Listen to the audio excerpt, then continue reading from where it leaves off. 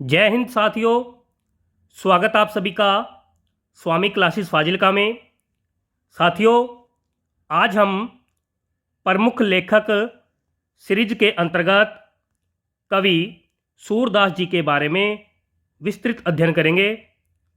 साथियों, आज की जो क्लास है पीजीटी हिंदी, टीजीटी हिंदी और मास्टर कैडर हिंदी की दृष्टि से बहुत ही महत्वपूर्ण होने वाली है, इसलिए वीडियो के अंत तक जुड़े रहें।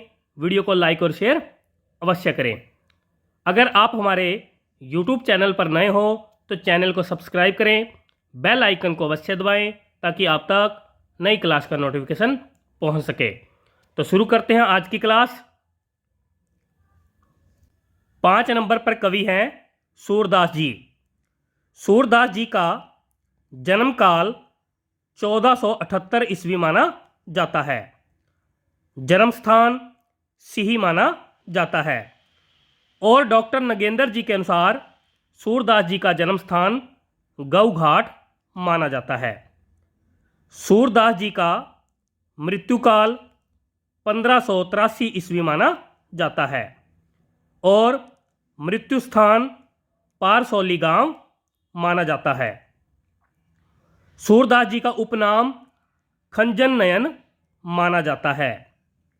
सूरदास जी के गुरु का नाम वल्लभाचार्य जी माना जाता है। सूरदास जी के पिताजी का नाम रामदास जी माना जाता है। सभी साथी याद कर लेंगे। यहाँ तक बताओ सभी साथी, ओके है सभी को? एक बार फिर से देख लो। सूरदास जी का जन्म 1478 ईस्वी में सिही नामक स्थान पर हुआ और इनकी मृत्यु 1583 ईस्वी में पारसौली नामक गांव में हुई। खंजन नयन सूरदास जी का उपनाम है। वल्लभाचार्य जी सूरदास जी के गुरु माने जाते हैं। रामदास जी सूरदास जी के पिता का नाम है। आगे देखते हैं। काव्य भाषा यानी कि सूरदास जी की काव्य भाषा है ब्रज भाषा।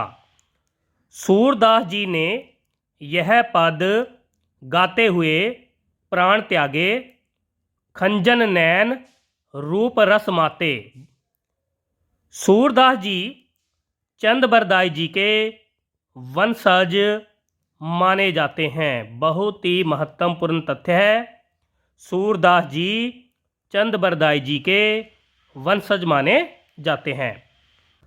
सूरदास जी की मृत्यु पर विठलनाथ जी ने कहा, पुष्टि मार्ग का जहाज जात है, जो कुछ लेना होए सो लेऊ।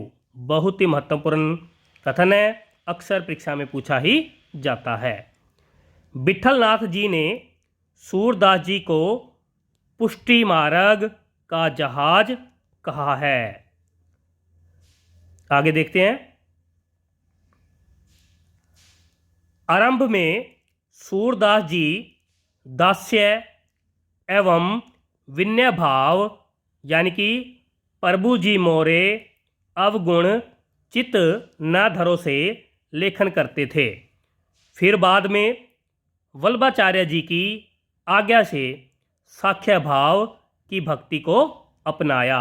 यानी कि सूरदास जी पहले दास्य भाव एवं विनय भाव से लेखन करते थे, लेकिन बाद में वल्लभाचार्य के कहने पर इन्होंने यानी कि सूरदास जी ने साख्य भाव से लेखन कार्य किया। आईने अकबरी और मुंशियात में अबुल फजल ने सूरदास जी का उल्लेख किया है। आचार्य रामचंद्र शुक्ल जी ने सूरदास जी को वात्सल्य, रस का सम्राट एवं जीवनोत्सव का कवि कहा है। आगे देखते हैं। आचार्य रामचंद्र शुक्ल जी के अनुसार सूरदास जी अपनी आँखों से वात्सल्य का कोना कोना झांक आए थे बहुत ही महत्वपूर्ण कथन है, अक्सर परीक्षा में पूछा ही जाता है। आचार्य रामचंद्र शुक्ल जी के अनुसार सुर ही वात्सल्य है, वात्सल्य ही सुर है। बहुत ही महत्वपूर्ण कथन है, यह भी अक्सर परीक्षा में पूछा ही जाता है। आचार्य रामचंद्र शुक्ल जी क्या कहते हैं कि सुर ही वात्सल्य है, वात्सल्य ही सुर है। सभी साथी याद कर लेंगे। आगे देखते हैं। सूरदास जी जाति के भट्ट ब्राह्मण एवं जन्मांध थे। हजारी प्रसाद द्विवेदी जी ने सूरदास जी को ब्रज भाषा का प्रथम कवि माना है। यानी कि आपसे प्रश्न पूछा जाएगा कि सूरदास जी को ब्रज भाषा का प्रथम कवि किसने माना है, तो आपका उत्तर हजारी प्रसाद द्विवेदी जी आना चाहिए। यानी कि हजारी प्रसाद द्विवेदी जी ने सूरदास जी को ब्रज भाषा का प्रथम कवि माना है। सूरदास जी हिंदी काव्य जगत के सूर्य माने जाते हैं। सूरदास जी को ब्रज भाषा का अग्रदूत कहा जाता है। आचार्य रामचंद्र शुक्ल जी के अनुसार सूरदास जी की बड़ी भारी विशेषता है नवीन प्रसंगों की उद्भावना।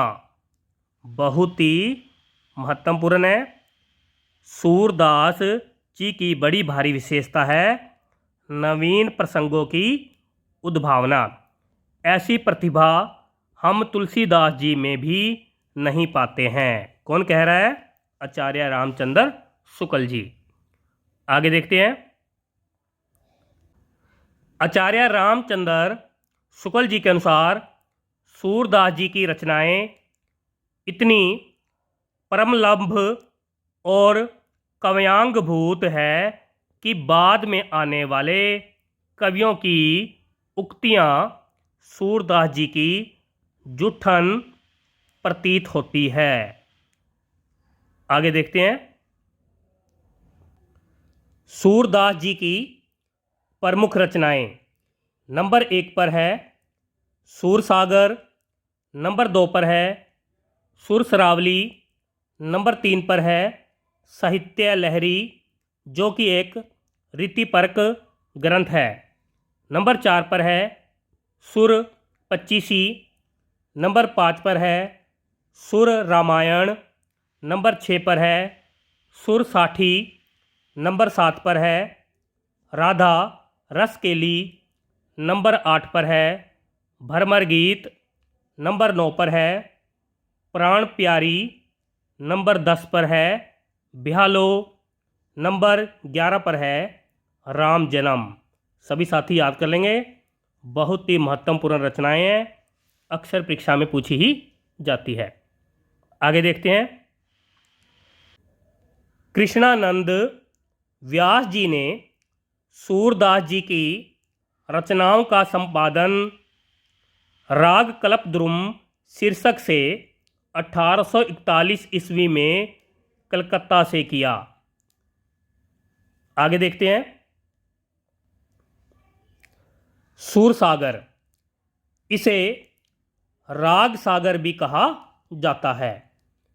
इसमें यानी कि सूरसागर ग्रंथ में कुल 4336 पद शामिल है।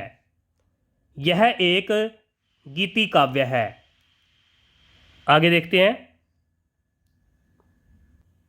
सूरसागर का उपजीव्य ग्रंथ श्रीमद् भागवत पुराण का 10वां स्कंध का 46वां एवं 47वां अध्याय माना जाता है। सूरसागर का विभाजन 12 स्कंधों में किया गया है। यानी कि सूरसागर ग्रंथ में 12 स्कंद मिलते हैं। सूरसागर के प्रथम स्कंध में विनय के पद शामिल है। द्वितीय स्कंद में भी भक्ति संबंधी पदों की ही प्रचुरता है। तृतीय स्कंद से अष्टम स्कंद तक विष्णु के अवतारों तथा अन्य पौराणिक कथाओं का निरूपण हुआ है।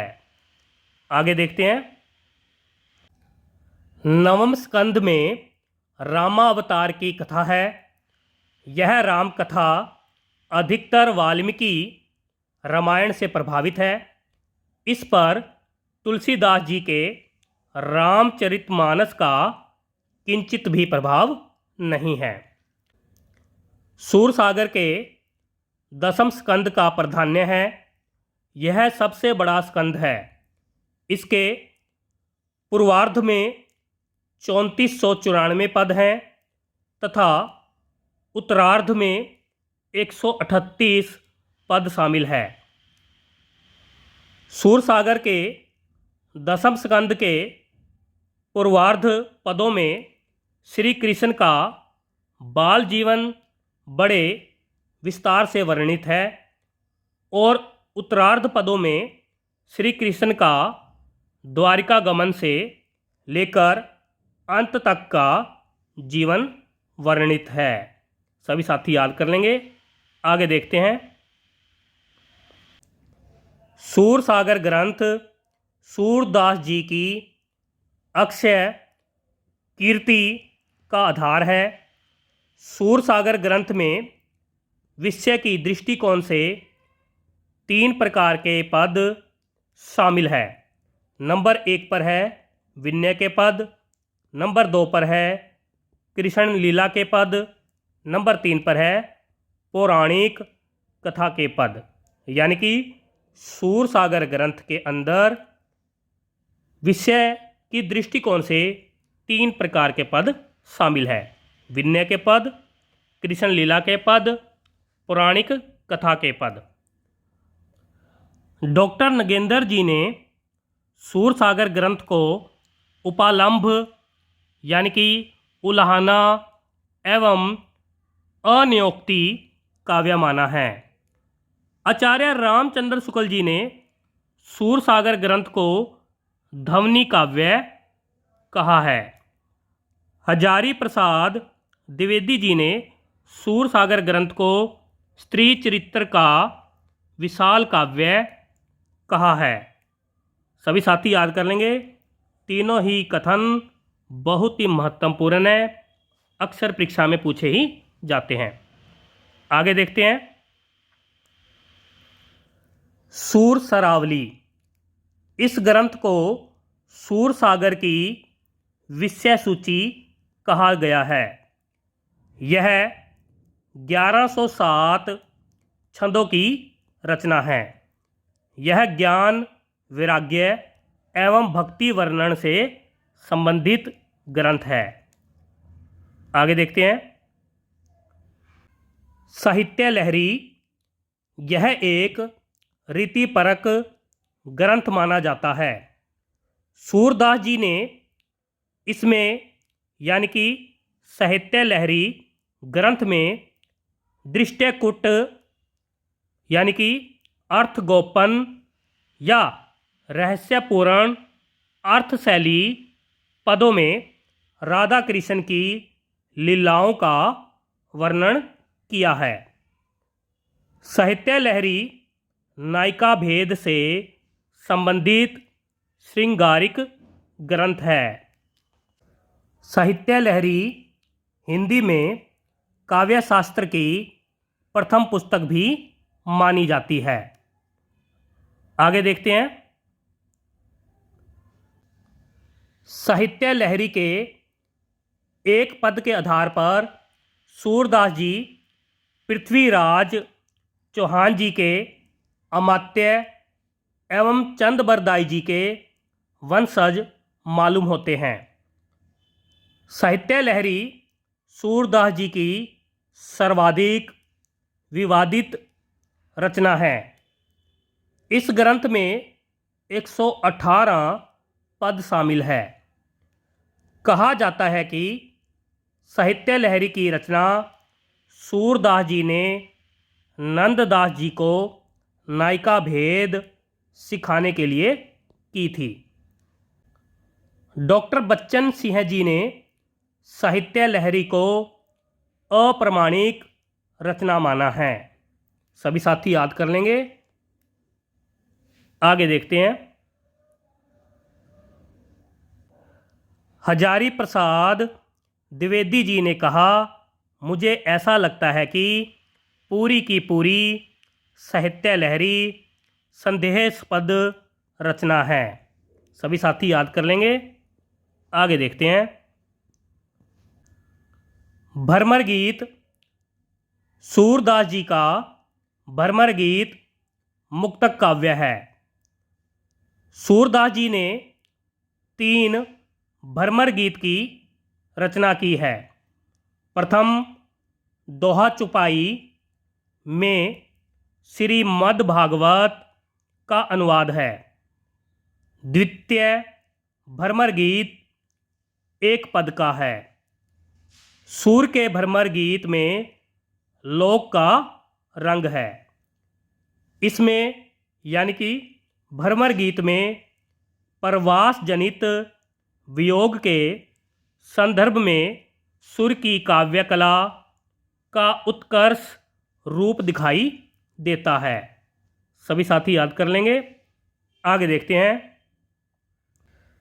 सूरदास जी के भ्रमर गीत में गोपी उद्धव संवाद की स्थितियां कम हैं। सूरदास जी की गोपियां सरल सहज भाव की है। आगे देखते हैं। सूरदास जी की भाषा ठेठ बर्ज है। सूरदास जी के ज्ञ पद मुक्तक है, किंतु उनमें प्रबंधात्मक का रस है, इसलिए इनको लीला पद भी कहते हैं। कृष्ण भक्तों में सूरदास जी को उद्धव का अवतार माना जाता है। सभी साथी याद कर लेंगे। कृष्ण भक्तों में सूरदास जी को उद्धव का अवतार माना जाता है। नोट में कुछ लिखा है। श्रीमद् भागवत के 10वें स्कंद के 47वें अध्याय में भ्रमर गीत का प्रसंग है। सभी साथी याद कर लेंगे। साथियों, ये थे सूरदास जी के बारे में महत्वपूर्ण तथ्य। आशा करता हूँ कि आज की इस क्लास में आपको बहुत कुछ नया सीखने को मिला होगा।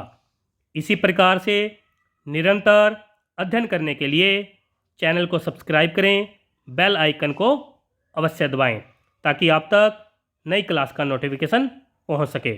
अगर आपने हमारी पहली वाली क्लासेस नहीं देखी है तो आप प्लेलिस्ट में जाकर उन क्लास को अवश्य देखें और हिंदी की बेहतर तैयारी करें। मिलते हैं अगली क्लास में, तब तक के लिए जय हिंद।